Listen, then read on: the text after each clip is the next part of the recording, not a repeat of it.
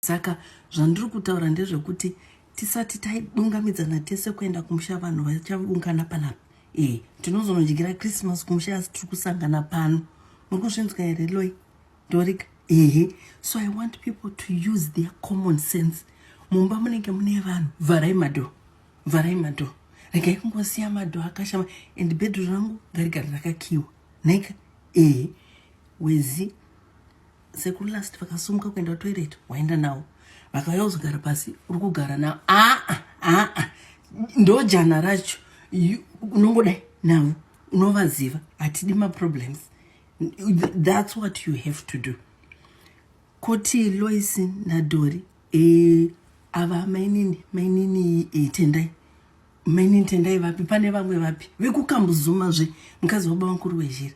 Vakauya mkicheni vachiti girls can I help you with cooking vanonda kubika zvekuti. Vakapinda mkicheni vachiti can I help you. Munongotaura zviri polite. No mainini we're fine and izvinyi munogara pasi we're fine. Naika vane uchapa zvekuti I don't want to see her in the kitchen. Mukuzvinzwa apa nzara dzakadai tingadye tsvina. Chokwadi ndingafambe mbiri kuti hanzi maidhori vakabikira vanhu vakaita manyoka.